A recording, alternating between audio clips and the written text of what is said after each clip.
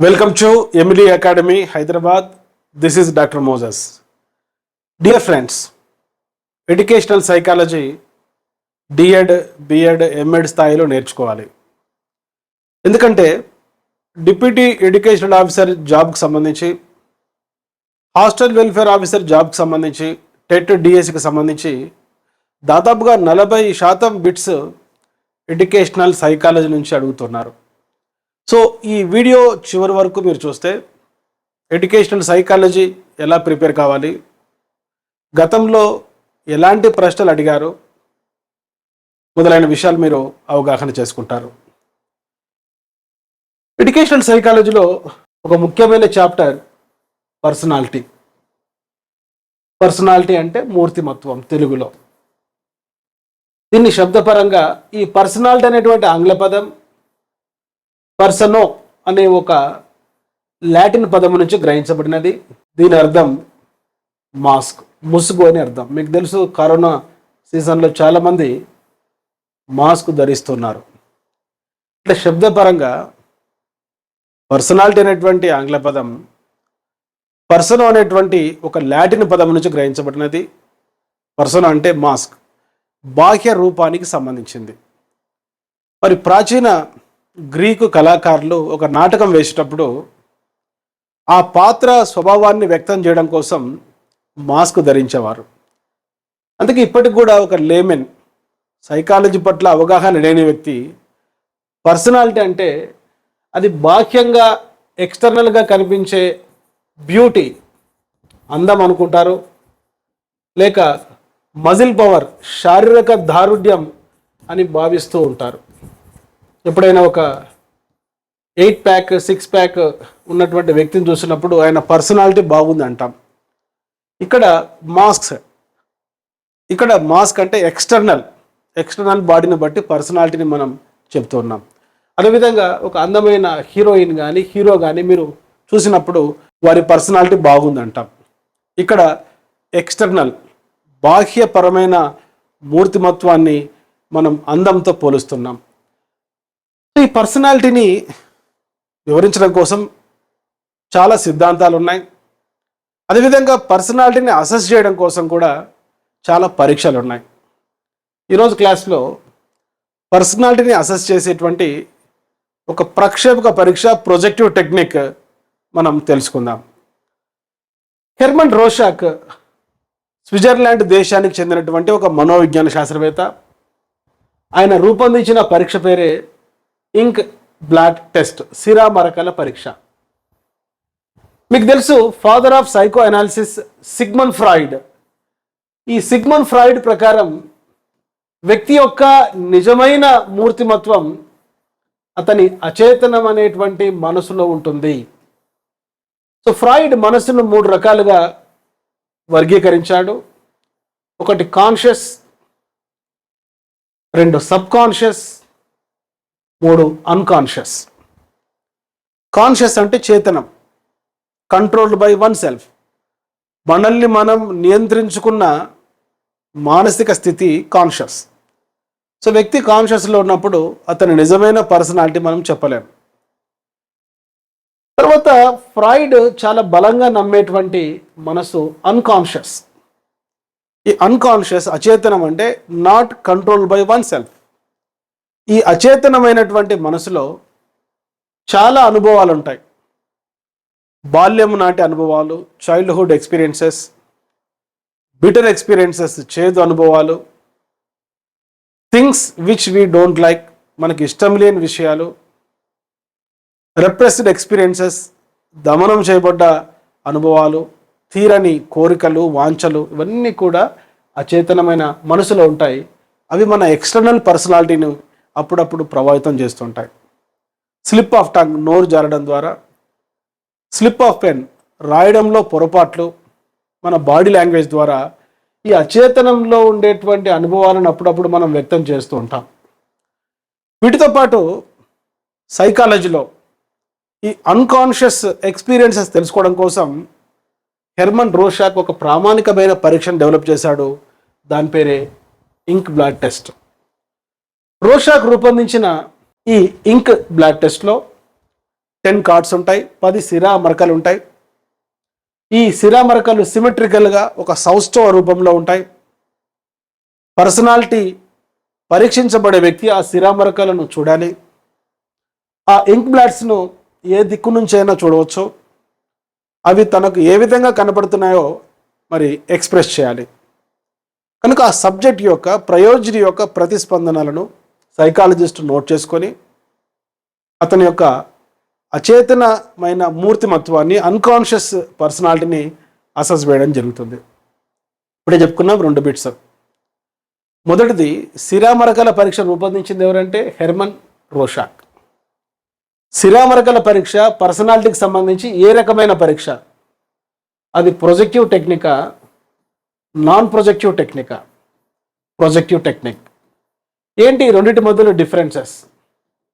Projective అంటే వ్యక్తి తనలో ఉండే భావాలు, తనలో ఉండేటువంటి అనుభూతులను బాహ్యంగా ఉండే ఈ ఇంక్ బ్లాట్స్కు మరి కొన్ని పిక్చర్స్కు ఆపాదించడం. ప్రొజెక్షన్, ప్రక్షేపణం. వ్యక్తి తన భావాలు, తన ఆలోచనలు, తన అనుభవాలు మరి వేరే బొమ్మలకు ఆపాదిస్తే దాన్ని ప్రొజెక్షన్ అంటాం. సో ఈ ప్రొజెక్టివ్ టెక్నిక్స్లో ఒక టెక్నిక్ ఇంక్ బ్లాక్ టెస్ట్. దీనిని రూపొందించినది Hermann Rorschach. Non projective techniques, for example questionnaire, personality inventory, checklist, rating scales, ఇవన్నీ కూడా అచేతన ప్రవర్తనను, అన్కాన్షియస్ బిహేవియర్ను మెజర్ చేయలేము. ఇప్పుడు చెప్పుకున్నాం హెర్మన్ రోషాక్ రూపొందించిన ఈ ఇంక్ బ్లాక్ టెస్ట్లో 10 కార్డ్స్ ఉంటాయి. మరి ఈ కార్డ్స్ను ప్రయోగంలో పాల్గొన్న వ్యక్తి చూసి తన ప్రతిస్పందనలు, రెస్పాన్సెస్ ఎక్స్ప్లెయిన్ చేయాలి. ఈ రెస్పాన్సెస్ను మెజర్ చేయడం కోసం కొన్ని అంశాలు ఉన్నాయి, అవి చూద్దాం. మొదటిది స్థానం, లొకేషన్. ఈ లొకేషన్కి సంబంధించి ఈ కార్డ్స్ చూస్తున్న వ్యక్తి పూర్తి బొమ్మ, హోల్ రెస్పాన్స్ చూస్తున్నాడా? ఒకవేళ పూర్తి బొమ్మను చూస్తే అది W అనేటువంటి అక్షరంతో రాసుకోవాలి. ఈ సిరామరకలో లార్జ్ డీటెయిల్స్, పెద్ద భాగం మాత్రమే చూస్తున్నాడా? ఒకవేళ పెద్ద భాగం మాత్రమే చూస్తే D రాసుకోవాలి. స్మాల్ డీటెయిల్స్, ఒకవేళ చిన్న భాగం మాత్రమే చూస్తున్నాడా, పెద్ద భాగం కాకుండా అంటే ఇక్కడ D రాసుకోవాలి.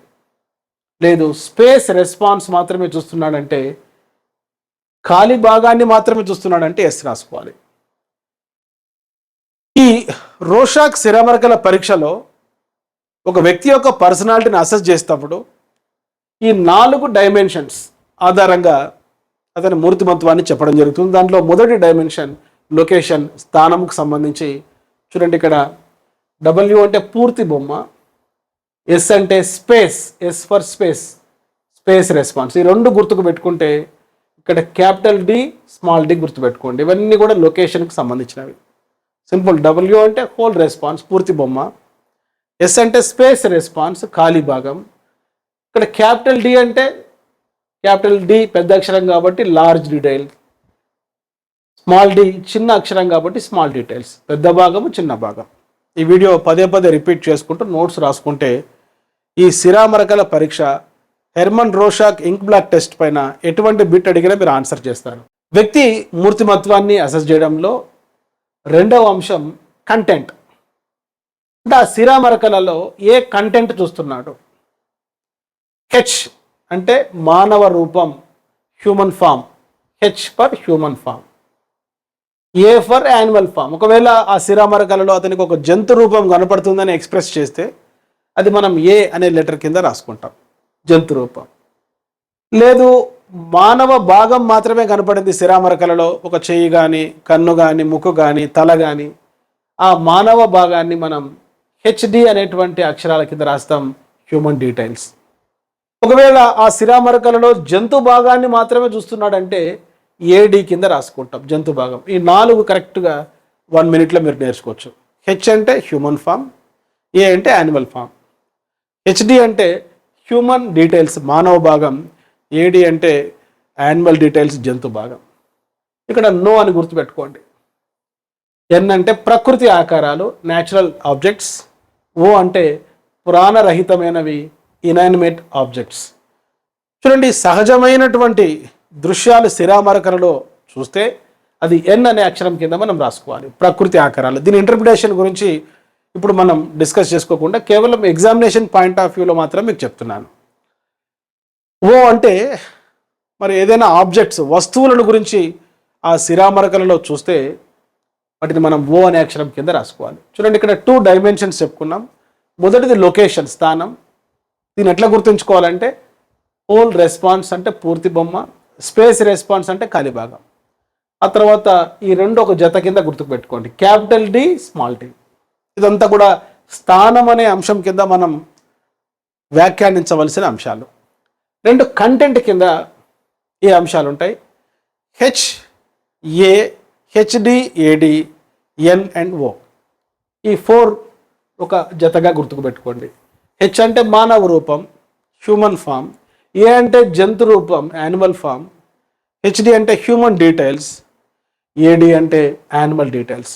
ఇక్కడ నో అనే ఒక కోడ్ పెట్టుకుంటే N for natural factors or objects, ప్రకృతి ఆకారాలు. ఓ అంటే ఇన్యానిమేటెడ్ థింగ్స్. ఎప్పుడైనా బిట్ ఈ విధంగా కూడా అడుగుతాడు. రోషాక్ శిరామరకల పరీక్షల్లో ఒక లెటర్ ఇచ్చి దాని అర్థం అని అడుగుతాడు. ఇక్కడ మొత్తం 4 డైమెన్షన్స్ ఉంటాయి. ఆ తర్వాత 3rd డైమెన్షన్ ఏంటంటే నిర్ణాయకాలు, డిటర్మినెంట్స్. ఇక్కడ ఎఫ్ అంటే ఆకారం, ఫామ్. సి ఫర్ కలర్, రంగు. కే ఫర్ తేలిక రంగు గల ప్రదేశాలు, షేడింగ్. ఇది ఒక్కటే అంతో ఇంతో కష్టంగా ఉండేది, గుర్తుపెట్టుకోండి. ఎఫ్ అంటే ఫామ్ అని గుర్తుపెట్టుకోండి, ఆకారం. సి అంటే కలర్, రంగు. ఎం అంటే మూమెంట్స్, కదలికలు. ఇవన్నీ కూడా డిటర్మినెంట్స్, నిర్ణాయకాల కిందకు వచ్చేటువంటి అంశాలు. ఇక్కడ కేఎఫ్సి చికెన్ ఉంది కదా, గుర్తుపెట్టుకోండి. కే అంటే షేడింగ్, ఎఫ్ అంటే ఫామ్, సి అంటే రంగ్. కేఎఫ్సి అంటే అక్కడ ఇందులో చికెన్ తినడానికి మనకు కదలికలు ఉంటాయి, మూమెంట్స్ ఉంటాయి. ఎప్పుడైనా కొన్ని అంశాలు గుర్తుంచుకోవాలంటే చాలా అన్యూజువల్గా గుర్తుంచుకోవాలి. అసాధారణంగా ఉండే అంశాలే మన బ్రెయిన్ బాగా గుర్తుంచుకుంటుంది, సాధారణంగా కనపడేవి గుర్తుంచుకోదు. కనుక ఇక్కడ కేఎఫ్సి అని గుర్తుపెట్టుకొని మూమెంట్ అని గుర్తుపెట్టుకోండి. ఎప్పుడైనా ఒక బిట్ అడుగుతాడు, ఈ క్రింది వానిలో నిర్ణాయకాలు, డిటర్మినెంట్స్కు సంబంధించినవి కేఎఫ్సి మూమెంట్స్. కే అంటే షేడింగ్, ఎఫ్ అంటే ఫామ్, ఆకారం. సి అంటే రంగు, కలర్. ఎం అంటే కదలికలు, మూమెంట్స్. మనం చెప్పుకుంటూ ఉన్నాం, రోషాక్ శిరామరకల పరీక్షను విశ్లేషణ చేసేటప్పుడు 4 ముఖ్యమైన అంశాలు గమనిస్తాం. 4వది మౌలికాలు, ఒరిజినాలిటీ. ఇక్కడ 2 అంశాలు ఉంటాయి, స్వంత అభిప్రాయాలు, ఒరిజినల్ రెస్పాన్సెస్. సామాన్యంగా చెప్పే అభిప్రాయాలు, పాపులర్ రెస్పాన్సెస్. ఉదాహరణకు ఒక శిరామరకల కార్డును మనం కొన్ని 100 మందికి చూపినప్పుడు అందరూ కూడా ఆ శిరామరక ఇంక్ బ్లాట్కి సంబంధించి ఒకే అభిప్రాయం చెప్తున్నారు అనుకుందాం. అది ఒక పక్షి మాదిరి కనపడుతుందని చాలామంది చెప్తే అది సామాన్యంగా చెప్పే అభిప్రాయాలు, పాపులర్ రెస్పాన్సెస్. అట్లా కాకుండా అందరూ చెప్పిన విధంగా కాకుండా ఒక వ్యక్తి ఒక శిరామరకను భిన్నంగా గ్రహిస్తే, భిన్నంగా పర్సీవ్ చేసుకుంటే అది ఒరిజినల్ రెస్పాన్స్. సాధారణంగా ఇంటర్ప్రిటేషన్ చేసేటప్పుడు మొత్తం 10 కార్డ్స్లో ఎక్కువగా ఒరిజినల్ రెస్పాన్సెస్, సొంత అభిప్రాయాలు ఆ కార్డ్స్కు సంబంధించి వస్తే అతని పర్సనాలిటీ చాలా భిన్నంగా ఉంటుంది మిగతా వారితో పోల్చుకుంటూ. చూడండి, ఇక్కడ మనం డిస్కస్ చేస్తున్నాం పర్సనాలిటీని అసెస్ చేసే ఒక ప్రొజెక్టివ్ టెక్నిక్, రోషాక్ ఇంక్ బ్లాట్ టెస్ట్. దీనిని రూపొందించినది హెర్మన్ రోషాక్. ఇందులో 10 కార్డ్స్ ఉంటాయి. ఆ 10 కార్డ్స్ను మనం ఒక వ్యక్తికి చూపించేటప్పుడు అతని పర్సనాలిటీ అసెస్ చేసే క్రమంలో అతని అభిప్రాయాలను, అతని ప్రతిస్పందనలను ఈ విధంగా కోడ్స్ రూపంలో రాసుకుంటాం. ఇందులో 4 అంశాలు ఉన్నాయి. మొదటిది లొకేషన్కి సంబంధించి 4 అంశాలు, WS, capital D, small D. వీటి యొక్క అర్థాన్ని వీడియో రిపీట్ చేసుకుంటూ నోట్స్ రాసుకోండి.